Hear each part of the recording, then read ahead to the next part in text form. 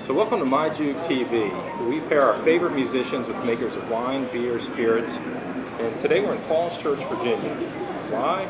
Because now it is home to two of our favorite things. Rockin', we call it roots and blues, and freshly crafted local beer. The person who's quenching our thirst for the roots and blues is Tom Principato. So thank you, Tom, for joining us. And then we have brewer Bill Madden, who's really been quenching our thirst for beer for about a decade now. First at Capital City Brewing, then Vintage 50, and this summer he just opened up his new restaurant here at the Mad Fox Brewing Company. So Bill, why don't you tell us a little bit about the restaurant here? We're an English-style gastropub. This has been in the works for a good 5 years or so now with my wife and my business partner, Rick Garvin.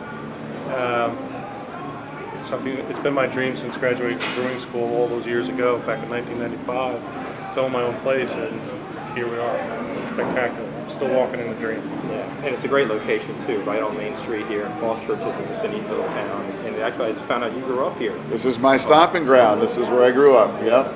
That's awesome. So you said you went to brewing school. Were you a home brewer first, or did you? I started home brewing in San Francisco back in 1989. I first lived out there.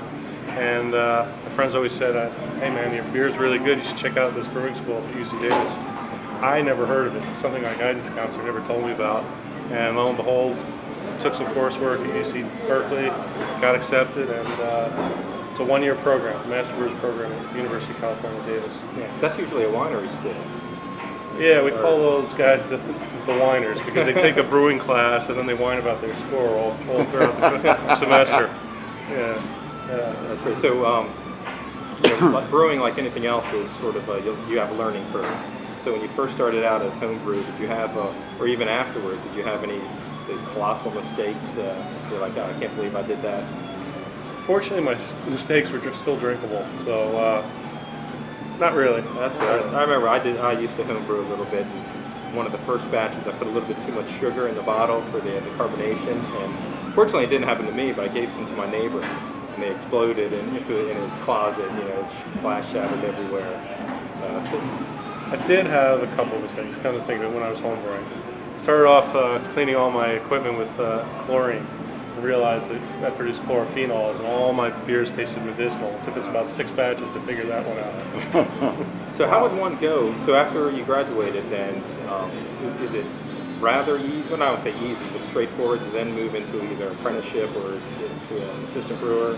Well, when I got into this in '95, I graduated from UC Davis in 1995, this industry was just kicking. I mean, I had 30 offers to work at different breweries throughout the country, and fortunately I landed with Capital City Brewing Company, and they were on a growth phase where I got to partake in building out and commissioning 4 breweries with them. So it was a really exciting time back then. It worked out great for me. Yeah. Timing was everything, I guess. Right, exactly. And then now, good timing for us here opening.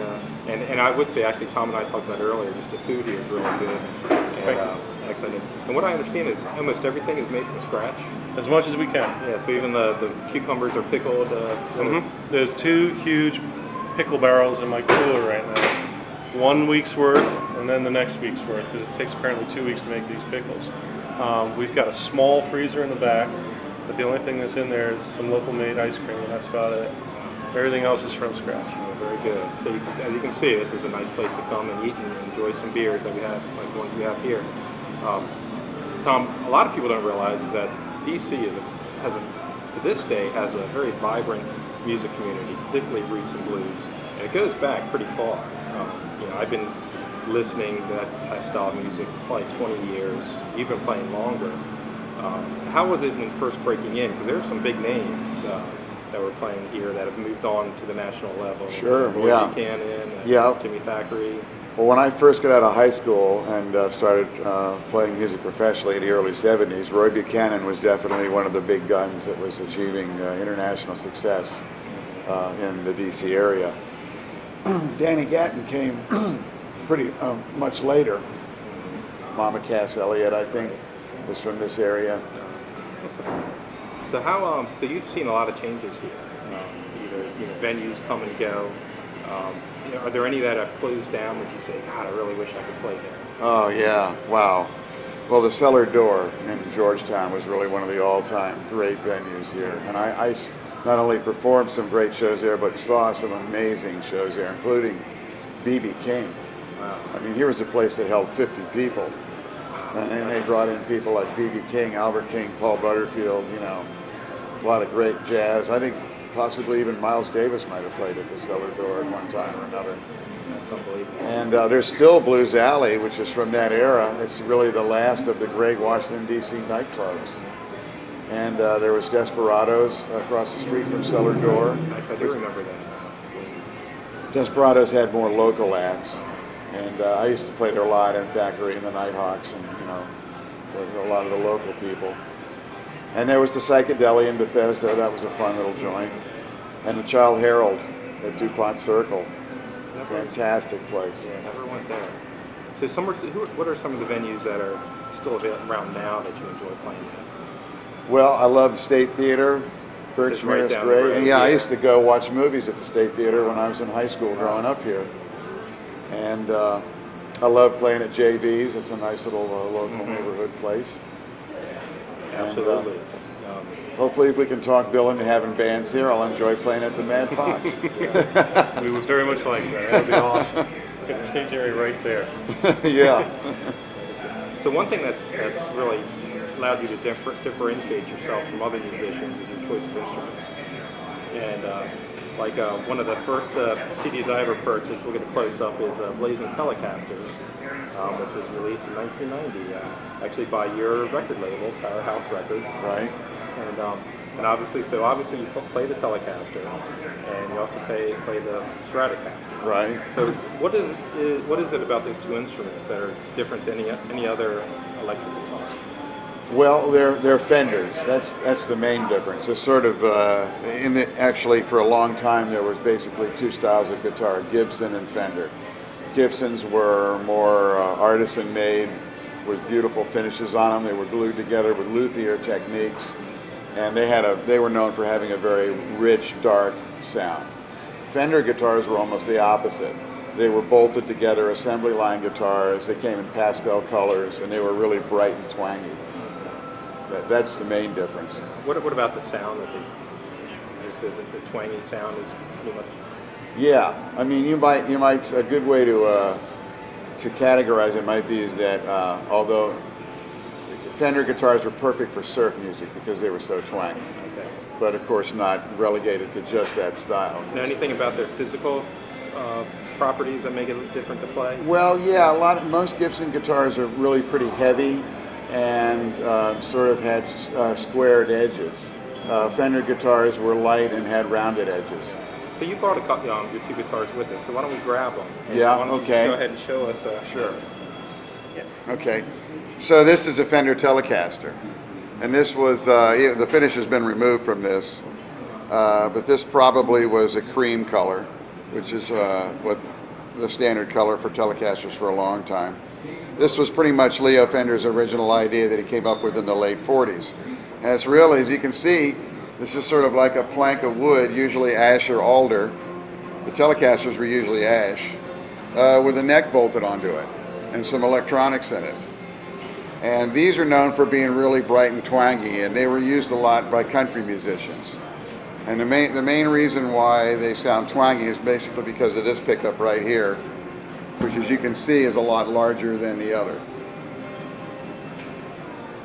This is a Stratocaster. Same basic idea of the slab of wood with a neck bolted on it, although they learned from the Telecaster that to scallop out some of the edges to make it more comfortable to fit against your body. And a guy named Freddie Tavares, who worked with Fender in the very early years, developed this design, which included 3 pickups, which was really never seen in electric guitars up till this point, and something called a tremolo system, a whammy bar, which enables you to bend numerous strings, even a whole chord at once. You can change the pitch. Good. Well, thank you, because a lot of us that listen to you play, we see the instruments, or we have just no clue, how you play them. So obviously, Tom's mastered the Fender guitars. I've always thought of you as a master of German-style beers, although with your current list today, it's more of an English-style portfolio. What type of beers do you like to brew, or do you have any particular favorites? I brew everything, basically, and whatever strikes my interest or whatever I'm doing research on is what I'll try and brew. I'm known for brewing Kolsch and Wee Heavy. Those are two of my bread and butter beers. Kolsch being the lightest, Golden Ale, that really is our biggest seller. And even though it's a very light Golden Ale, it's a very subtle beer, and there's a lot of nuances to it that I've studied over the years to make it the best that I possibly can. The Wee Heavy, of course, is the exact opposite. Huge, big malt character, a totally different style. Those are my two big beers, though. Now, the Germans have the purity law. I don't even know the beer how to pronounce it. Do you follow that as much as possible? No. We're not brewing in Germany. I don't need to follow that. We're Americans, and we do what we So, like. how you say you do research? I mean, to me, a lot of good research would be to go over there and try different styles. Obviously, you probably don't have that luxury. Not now. No, not since we opened Mad Fox. So how do you find new styles to say, wow, how would you feel to brew? Well, first, there's a lot of literature out there, particularly now with the internet. There's a lot more that we can study about beer online. Now, studying it is very abstract. You really need to go out and taste it too, and that's the fun part. That ever important field research. Oh, got to do it all the time. Also, doing research. I'm a beer judge. In fact, next week I'll be judging at the Great American Beer Festival, which is one of the biggest beer festivals in the world. And being a judge exposes me to a lot of different beer styles.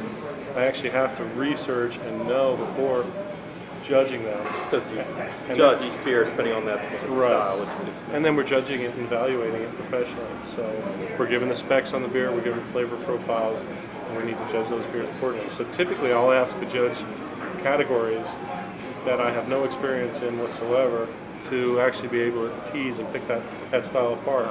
Perfect example, which we don't have a sample right here, but that's English Summer Ale, which we have on tap here. It's a beer style I had no exposure to and judged last year, and by God, that's the first thing I wanted to do once I opened this place, was to brew that style of beer.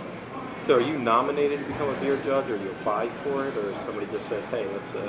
You apply for it, you present the beer resume, as it were, and you have to be recommended by 3 other judges, which I've been judging now for 3 years for the Great American Beer Festival. Wow, that's awesome.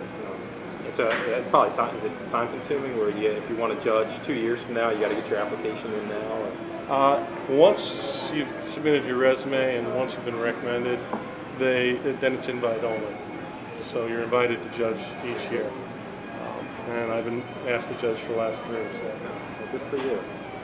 So Tom, next month you are actually, 2 months from now, you're going on a European tour.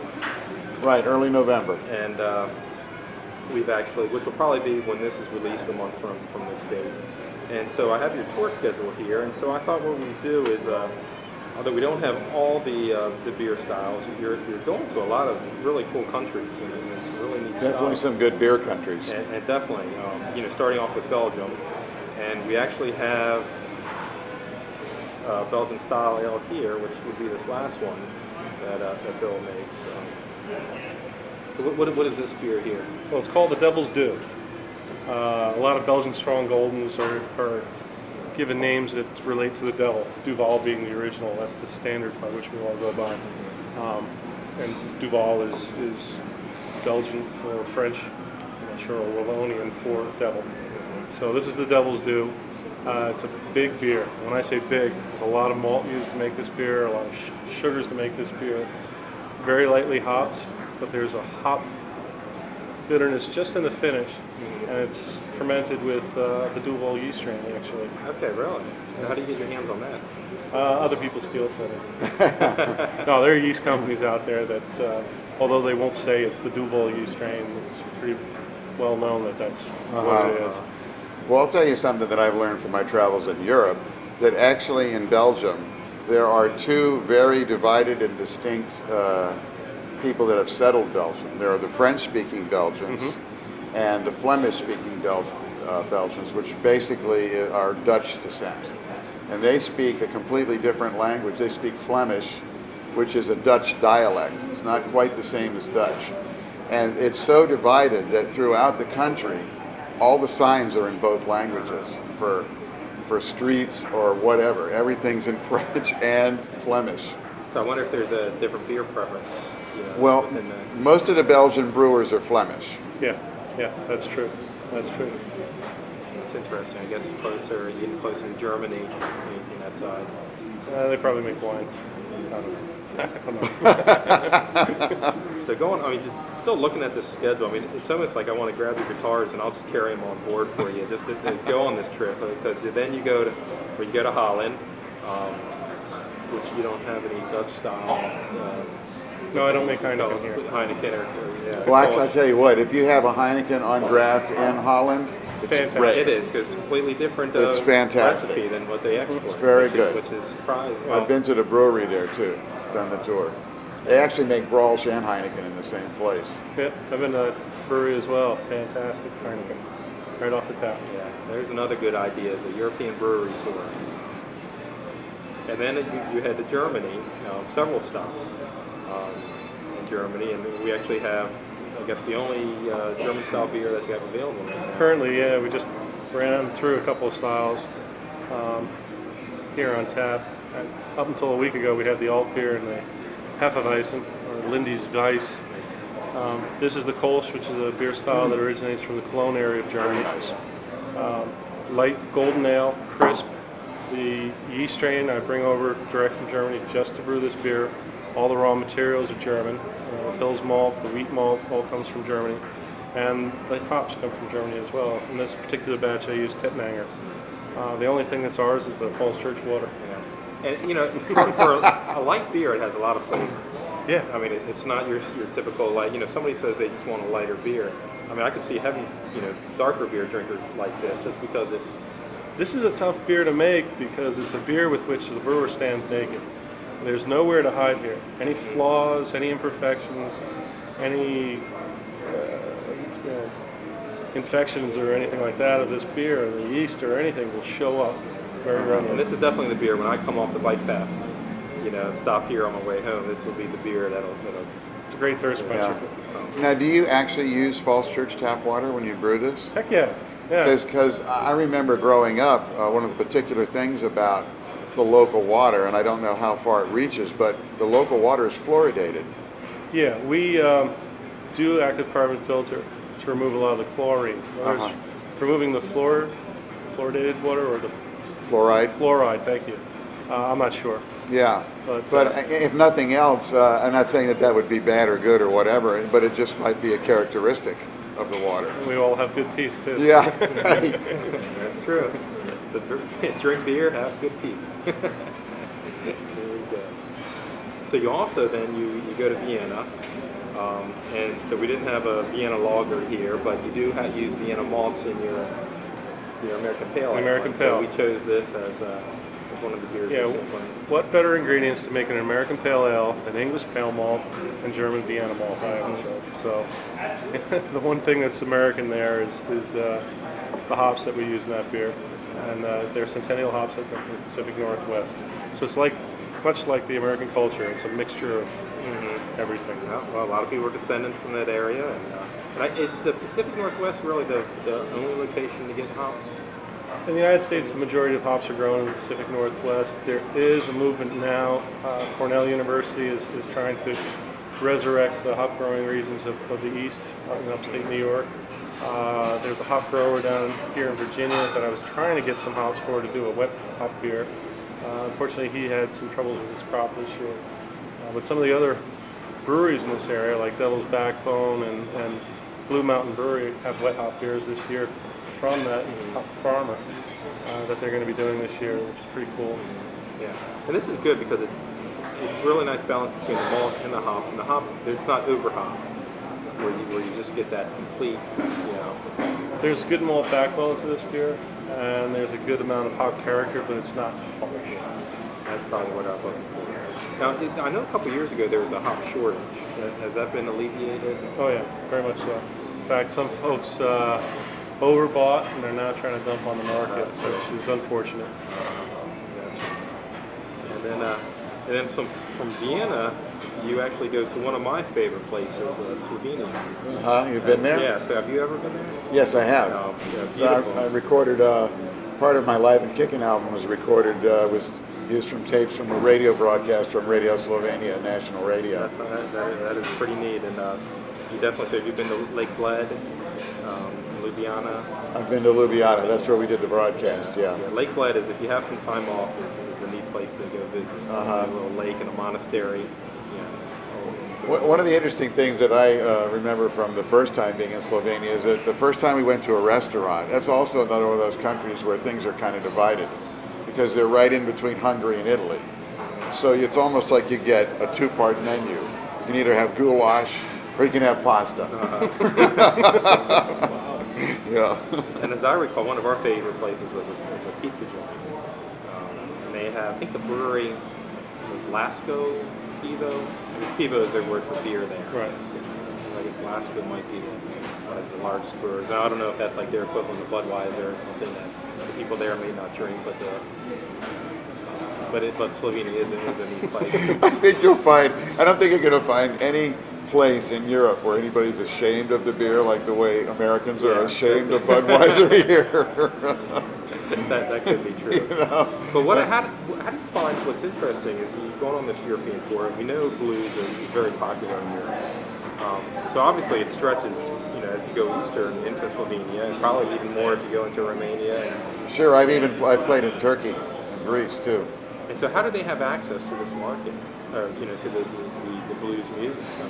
Even before the internet, I mean, how did they? Yeah, actually it was very much of a different and mind-boggling thing before the internet, because I first played in Turkey in 1987.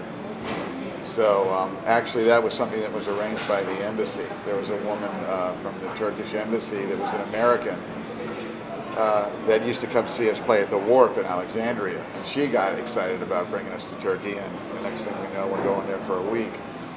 But these days, it's just the internet. It's just, things are it's such a small world, really, in that way. Now, do you have a tour manager in Europe that handles all the booking for you? Yeah, well, actually, they cover the whole thing. We have one booking agent based outside of Amsterdam, and he has working for him a driver road manager. So we go out on tour with him. He speaks numerous languages, although English is pretty prevalent there. But I mean, once you get somewhere like Slovenia, it's a little different. But in general, English is spoken. And the booking agent in Amsterdam works with agents in other countries, and he puts together the tours. Yeah. So I'll tell you, this is something we need to probably work with the DC Blues Society and set up a, go travel abroad while going to all your shows here. Because I mean, this is just an amazing trip that you have here. And so coming up, during this tour, you're actually releasing your new CD. Yeah, basically this tour for Europe in November will be to promote the release of our new CD in Europe, which is going to be released on Dixie Frog Records in France in October. It won't be released officially in America until January. And what I find interesting looking at the back, and what I found interesting throughout your career, is that you've collaborated with numerous artists.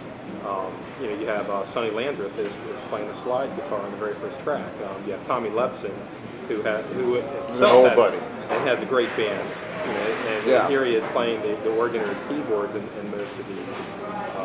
So there's definitely this collaboration that you've had with many of the local artists here.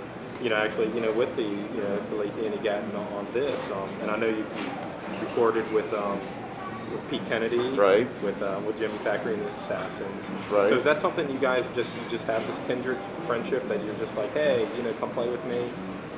Yes, yeah. The musical community in DC has been pretty tight, and there's been a lot of cross-pollinating, and that's definitely happened over the years.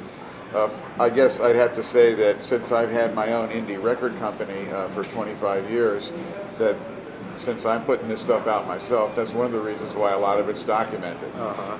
Absolutely. So I look forward to listening to this.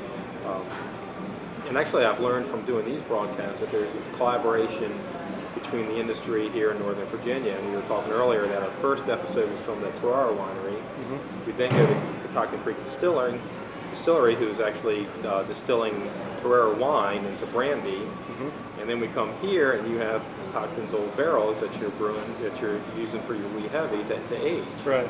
And so it's sort of neat. I know when you were at Vintage 50, you're sort of out there in the Leesburg area, but it's sort of neat that even though you guys, you're sort of not in the same industry, but you sort of are, but you still collaborate. Sure. We all know each other. We go to wine festivals, and they come to beer festivals, and we all enjoy the fruits of our labor.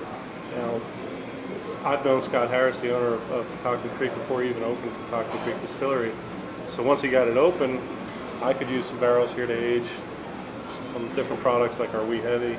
And Scott was gracious enough to provide us with those used barrels, which is really cool because they get a second life. Right, absolutely, and they're actually hanging out. So if you That's going green if ever I heard it. Yeah. Well, we're very conscious about that here. Sure. We really are. And for example, in the brewing process, all the spent grains from our brewery goes to a farmer to feed to his cattle. That same farmer also happens to have pigs, so all the kitchen trimmings go to that farmer as well. We're trying to be very conscious and do the right thing.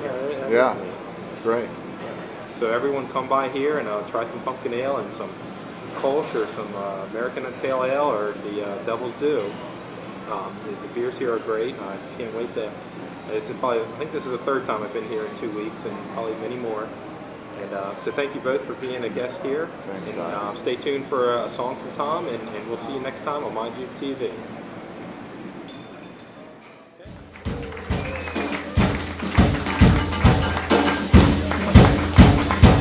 Alright, this is from our new CD. Come on, we're going down to Louisiana.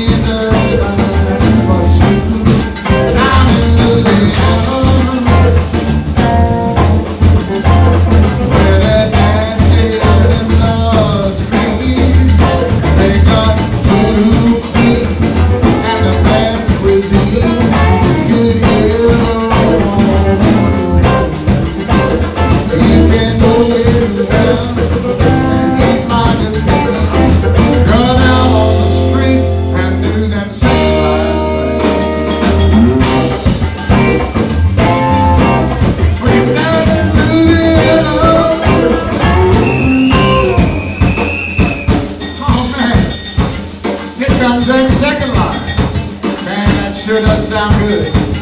So y'all get my guitar and play along with it.